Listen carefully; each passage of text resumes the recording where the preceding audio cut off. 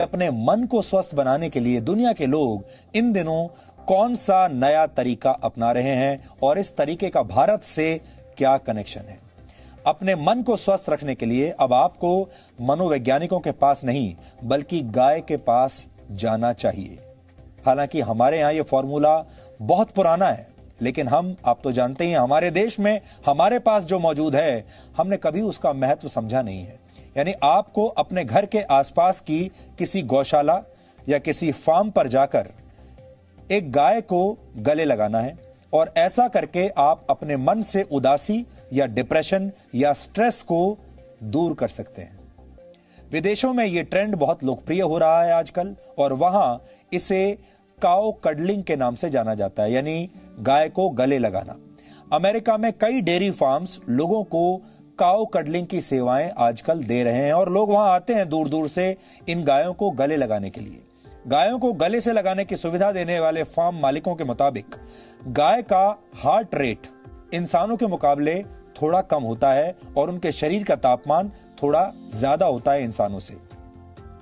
ऐसे में जब कोई इंसान गाय को गले लगाता है तो ये दोनों ही स्थितियां उसके दिमाग को रिलैक्स कर देती हैं। मेडिटेशन यानी ध्यान के दौरान भी दिल की धड़कन धीमी हो जाती है और ऐसा ही गाय को प्यार से छूने या उसके साथ खेलने के दौरान भी होता है। मनोवैज्ञानिकों के मुताबिक गाय के साथ समय बिताने से आपका आत्मविश्वास बढ़ता है और मन में छिपे हुए डर भी दूर हो जाते हैं। अमेरिका में लोग 90 मिनट की इस थेरेपी के लिए करीब 22,000 रुपए तक चुका रहे हैं। 90 मिनट की यह थेरेपी जिसमें गाय को गले लगाना है, इसके लिए अमेरिका में लोग 22,000 रुपए तक देने को तैयार हैं, दे भी रहे हैं। यूरोप और अमेरिका में यह थेरेपी निराश और एंजाइटी के शिकार लोगों की बहुत मदद कर रही है। स्विट्जरलैंड और नेदरलैंड्स में 3 घंटे तक काउ कडलिंग के लिए लोग लगभग 4,000 रुपए चुका रहे हैं और वहां इस प्रक्रिया को एक खास नाम दिया गया है जिसे कहते हैं काउम्युनिकेशन। आपने सुना होगा, अंग्रेजी का नाम है कम्युनिकेशन। उस कम्युनिकेशन को उन्होंने कर दिया है काउम्युनिकेशन। काउ के साथ कम्युनिकेशन यानी गाय के साथ संवाद, अगर हिंदी में इसकी बात करें तो। हमारे देश में जब हम किसी भोले भाले व्यक्ति की तारीफ करते हैं तो अक्सर कहते हैं ये तो गाय की तरह सीधा है। गाय का यही सीधा और शांत स्वभाव अब दुनिया भर के लोगों को भा रहा है, उन्हें पसंद आ रहा है।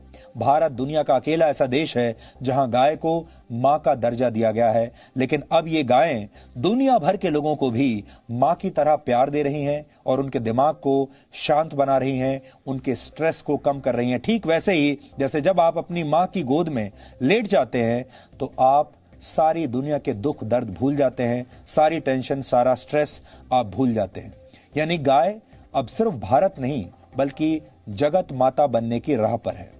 हमने गाय की इन ममता भरी तस्वीरों के आधार पर आज आपके लिए एक बहुत ही स्पेशल रिपोर्ट बहुत प्यार से तैयार की है जो आज आपका दिन बना देगी। इसे देखकर आपको भी गाय के साथ समय बिताने और अपने जीवन से नकारात्मक विचारों को दूर करने में बहुत मदद मिलेगी। आप चाहें तो इस वीकेंड पर खुद काउ कडलिंग का एक रियलिटी चेक कर सकते हैं, खुद करके आप देख लीजिए।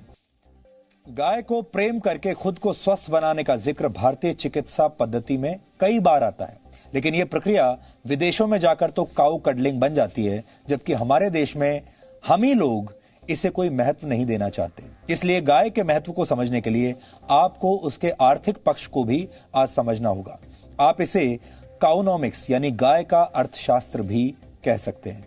वर्ष 2012 में किए गए लाइव स्टॉक सेंसस के मुताबिक भारत में कृषि के लिए इस्तेमाल होने वाले जानवरों की संख्या लगभग 51 करोड़ थी और इनमें से 11 करोड़ गाय हैं।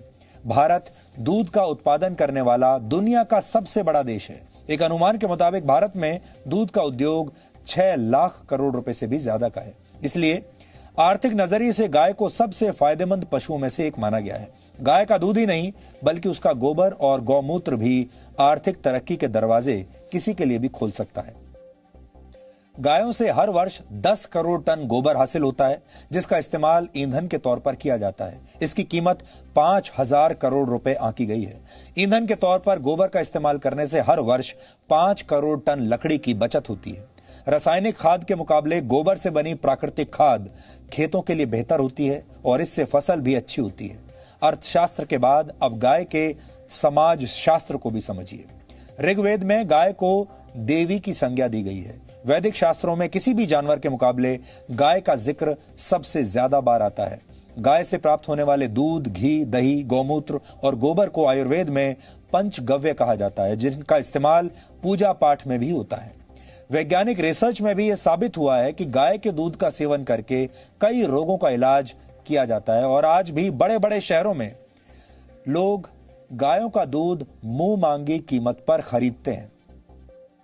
गाय के दूध में प्रोटीन, कार्बोहाइड्रेट्स, मिनरल्स और विटामिन डी होता है। यह रोग प्रतिरोधक क्षमता को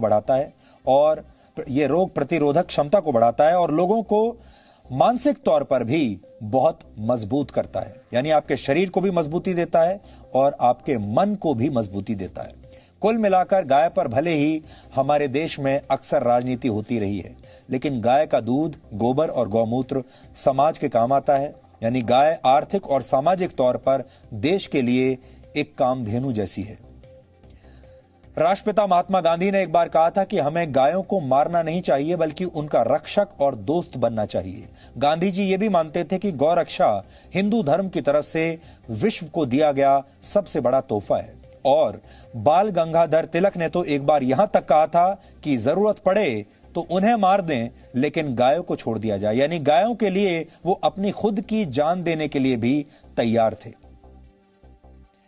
सिर्फ गाय को प्यार करना ही विदेशों में जाकर काऊ कडलिंग नहीं बना, बल्कि भारत का योग पश्चिम में जाकर योगा हो गया। और हमारे देश का हल्दी वाला दूध, जिसे आपकी मां हमेशा आपको पीने के लिए कहती रहती हैं, ये हल्दी वाला दूध जिसे आप बहुत लोकल समझते हैं, ये हल्दी वाला दूध टर्मरिक लाटे बन गया।